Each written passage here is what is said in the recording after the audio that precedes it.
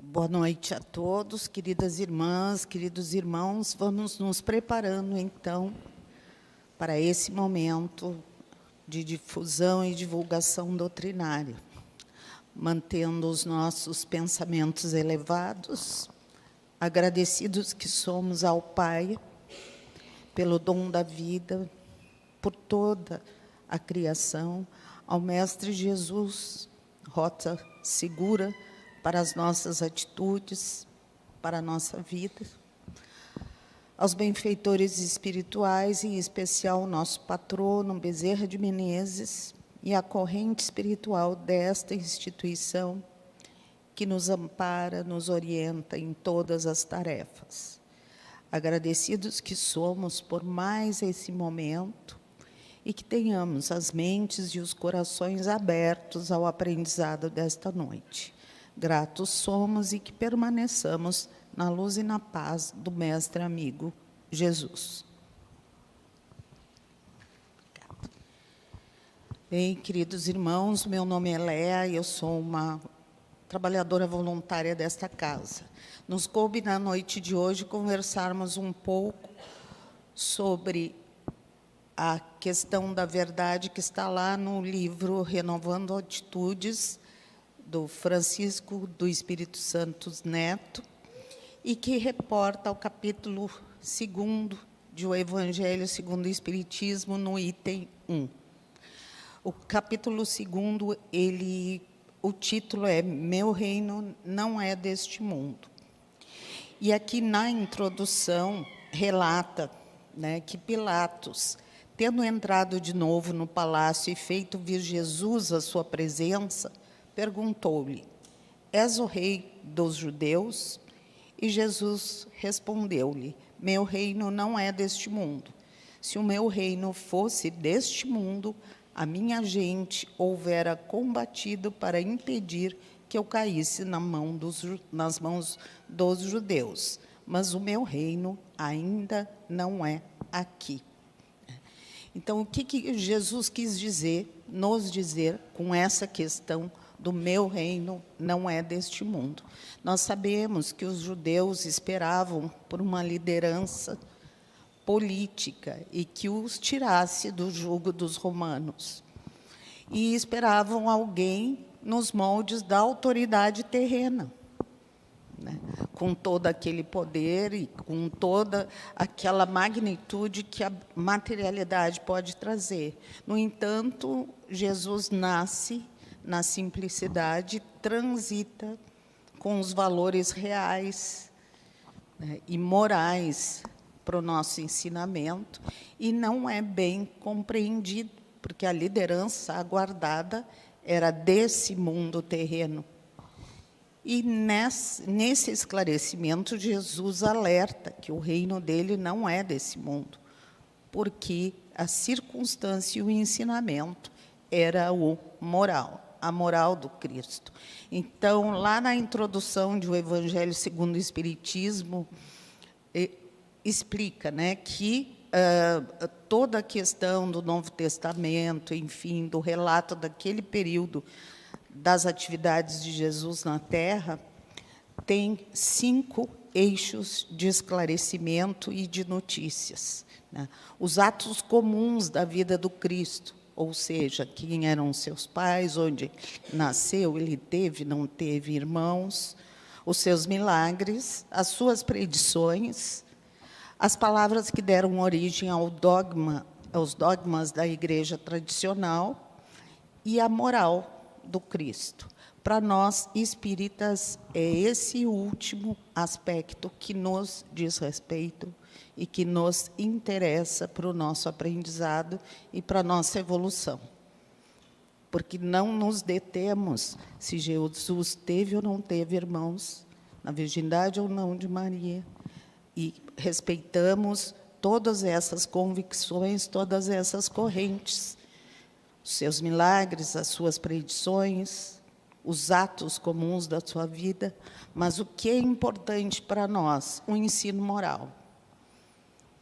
As orientações que ele nos deixou, o exemplo de atitude que ele nos deixou e a verdade que ele veio nos trazer, com essa experiência. E a verdade tem a ver com a vida futura, com a imortalidade do espírito. Porque se nós observarmos todas as parábolas, os ensinamentos, as experiências, ali tem um fundamento de ensinamento para a rota da nossa vida. Cada vez que nós lermos o Evangelho, nós vamos retirar novos aprendizados, porque não somos os mesmos. Mesmo fazendo o Evangelho várias vezes, lendo as mesmas passagens, como nós vamos experienciando vivências nas nossas vidas, cada vez a gente vai tirar um pouco dessa verdade para as nossas atitudes. E o autor aqui nos alerta que, né, nós precisamos ter o olhar do ponto de vista espiritual, moral, porque, enquanto encarnados, nós nos distraímos muito e nós também temos, vamos dizer assim, crenças da nossa educação, das nossas necessidades, e dependendo de onde a gente transita. E, às vezes, estabelecemos verdades que, para nós, absolutas, mas que, às vezes, são equivocadas. Então, para fazer essa imersão e refletir sobre os nossos sentimentos, sobre as nossas condutas, sobre a rota segura e correta para a nossa vida, nós vamos precisar mais ouvir a nossa intuição do que ter um olhar externo para as coisas do mundo. Tem coisas do mundo que se tornam normoses e que a coletividade age da mesma maneira e, às vezes, até impensadamente. Mas o convite, nessa circunstância e na reflexão da verdade, é para que a gente reflita sobre as nossas atitudes e vá se transformando, aproveitando o momento reencarnatório para a nossa evolução. Porque, muitas vezes, né, há encarnações e que nós perdemos a oportunidade de evoluir. Estacionamos, né, na teimosia, nos atos que não são positivos, nos vícios, nas contendas desnecessárias. E, claro, reencarnamos no meio adequado para a nossa evolução, para as nossas necessidades reencarnatórias. Cada um de nós passa por um projeto reencarnatório orientado pela espiritualidade maior. Então, reencarnamos exatamente onde temos que estar. E com o aprendizado necessário para aquela encarnação. Mas, muitas vezes, nós nos inconformamos, nos debatemos, e aí começamos a recolher instabilidades, ao invés de entender que aquilo é uma grande oportunidade de aprendizado. Muitas vezes, vamos reencarnar entre espíritos afins. Vamos ter famílias muito afetivas e muito unidas. Outras vezes, vamos reencarnar próximos de espíritos que foram nossos desafetos em outras encarnações. E que nós vamos ter extrema dificuldade nos relacionamentos. Mas não é o acaso que estaremos vinculados a esses outros espíritos, é para o nosso aprendizado. E não importa, né, muitas vezes, ou por curiosidade, ou por queremos saber o que aconteceu, enfim, não importa o que, e sim que sentimento eu vou precisar trabalhar. Se foi ou não foi uma situação mais séria em outras encarnações, a gente sente isso. Se a gente quiser saber quem nós fomos em outras vidas, é só olhar como é que nós somos agora. Quais são as nossas preferências, que atitudes nós temos normalmente, a gente vai se reconhecer.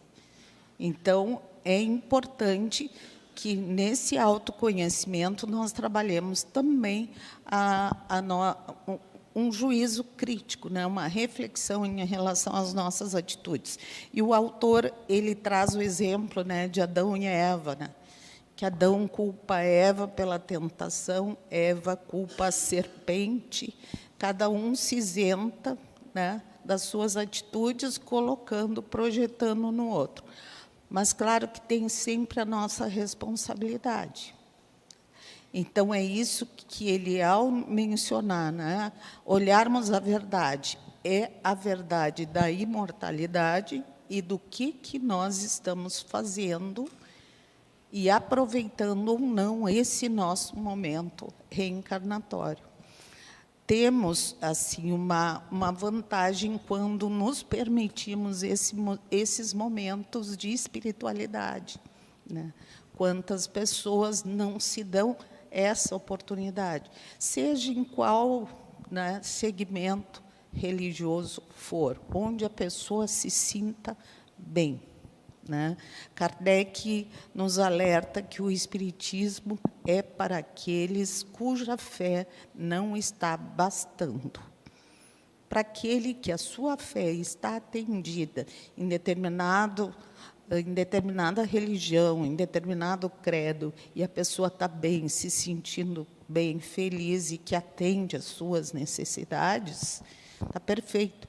Nós não temos a pretensão de conversão ou de retirar a crença das pessoas. Mas o Espiritismo faz com que a gente aprofunde um pouco mais o olhar em relação à nossa existência. Nós não temos dogmas, não temos práticas exteriores, não temos símbolos. Por quê? Para acolher adeptos de todas as religiões que queiram refletir sobre a imortalidade. O Espiritismo é ciência, filosofia e religião. A parte científica nós estudamos em relação à nossa natureza. Quem nós somos, de onde viemos, para onde vamos, né? Somos espíritos imortais, ora encarnados em corpos físicos, né, do gênero masculino ou feminino. Neste momento, aqui encarnados, mas também temos os desencarnados. Mas a nossa natureza é espiritual. E o espírito não tem gênero. Nós vamos reencarnar em experiências em corpos masculinos, outras experiências em corpos femininos. Em cada encarnação, nós vamos ter um aprendizado distinto. Seja para o nosso aprendizado em educação de sentimentos, em habilidades, em inteligência, né? No livro No Mundo Maior, Psicografia de Chico Xavier, nós temos, pelo Espírito André Luiz, o capítulo 11, que o título é Sexo, e ali Emmanuel e André Luiz explicam, né, quais as virtudes, as características que nós desenvolvemos nas encarnações femininas e nas encarnações masculinas. Que traços e virtudes e habilidades nós desenvolvemos em cada uma dessas experiências. É bem interessante. E isso é porque as nossas duas asas, a moral e a inteligência, elas vão precisar bater juntas. E quantos espíritos a gente vê, e quantas almas, né, reencarnadas nós vemos, que bate a asa da inteligência, são espíritos muito inteligentes, mas a moral não está batendo junto. E o que é a moral? Questão lá 629 de O Livro dos Espíritos. É aquele que tudo faz pelo bem de todos. É aquele que pratica o bem e tudo faz pelo bem de todos. Então, quando a gente lê essa definição de moral, a gente pode mensurar em que estágio nós estamos.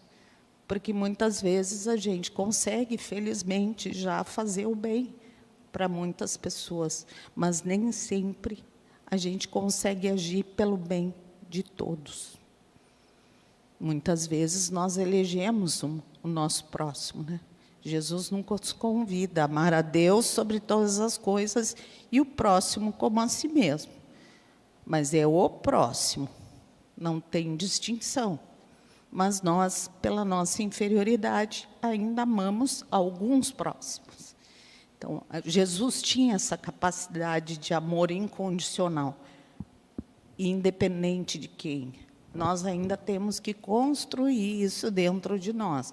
Então, o convite do autor é para que a gente olhe os nossos sentimentos, que a gente auxilie as nossas crianças de maneira a não reprimir os seus sentimentos, entendê-las, mas também trabalhar isso internamente, porque o nosso ponto de vista, às vezes, é muito limitado, né?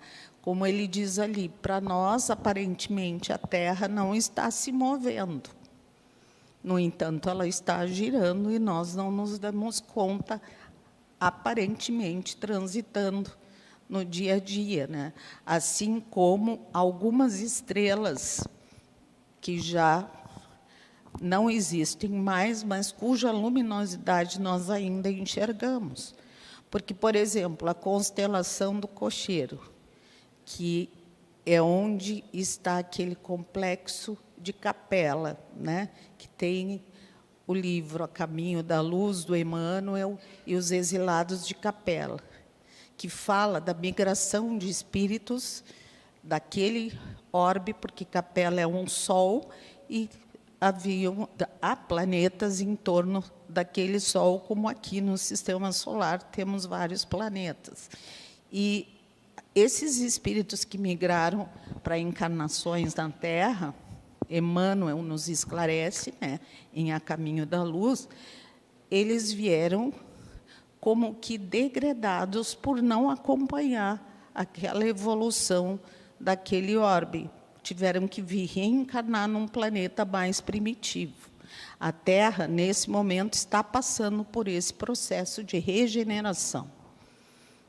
Esse expurgo que nós vemos com tantas instabilidades, maldades, conflitos, é que as zonas mais densas do nosso orbe, onde muitos espíritos estavam arraigados ali e fomentando as energias não tão positivas, vamos dizer assim, esses espaços estão sendo esvaziados.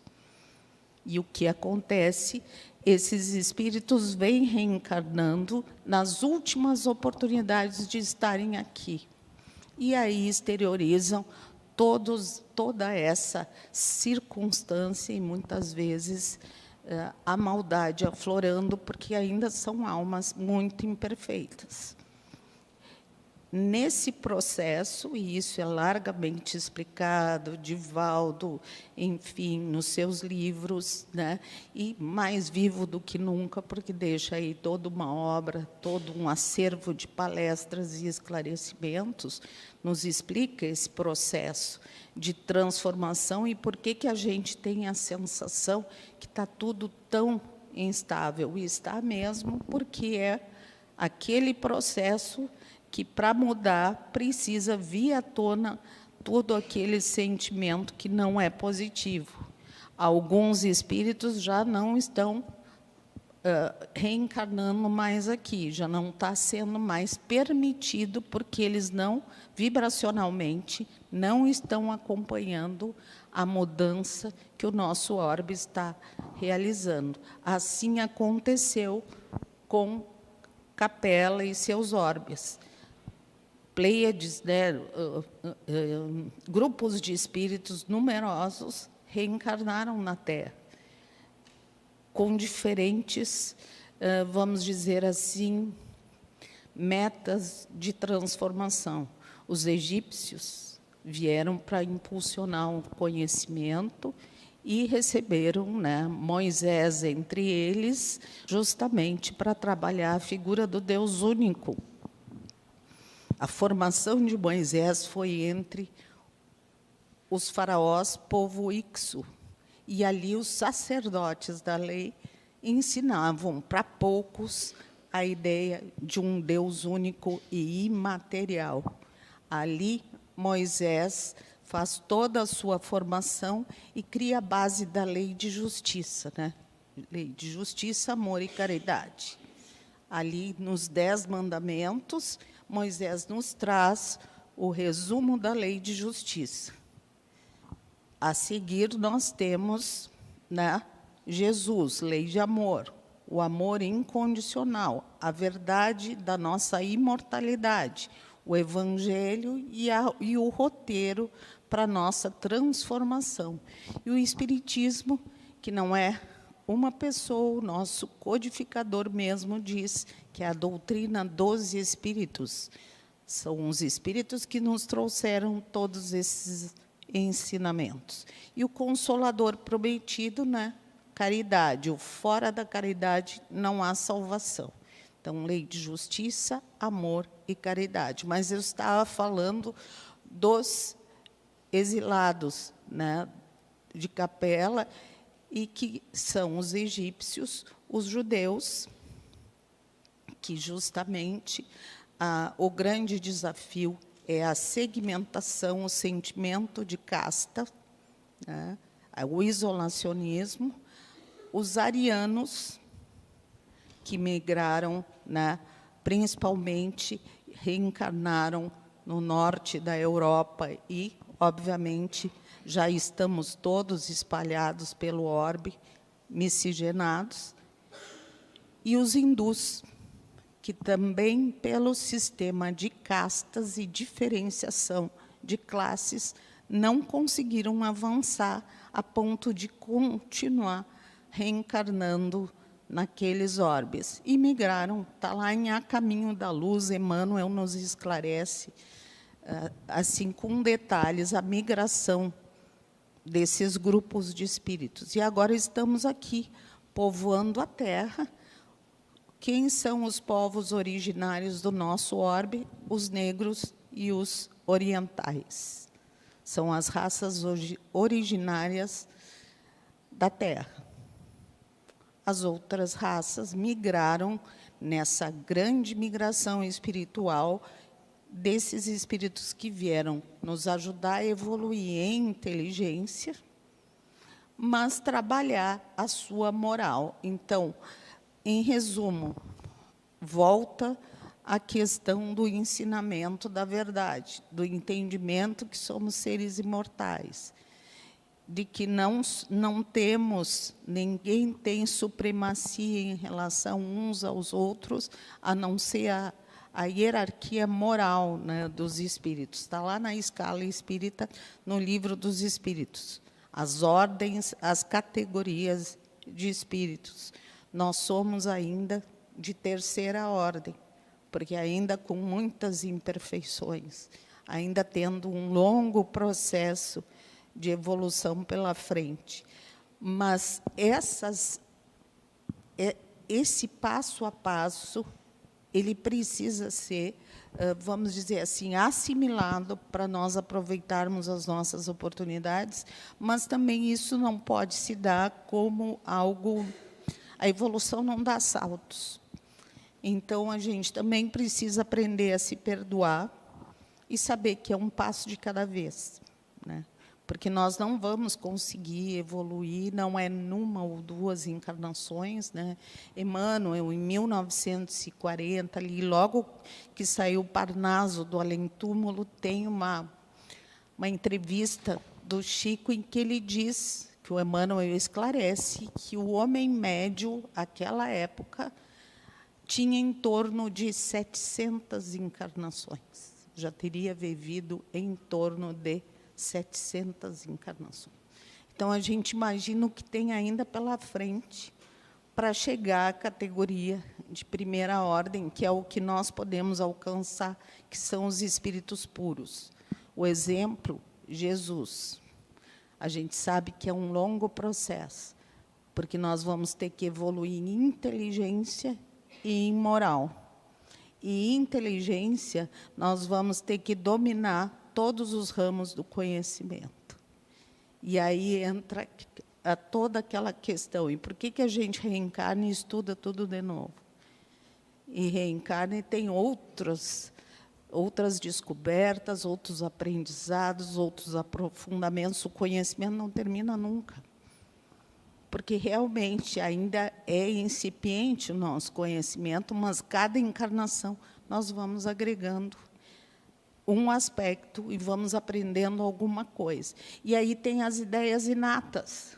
Não tem as crianças que têm habilidade para música desde muito cedo, né?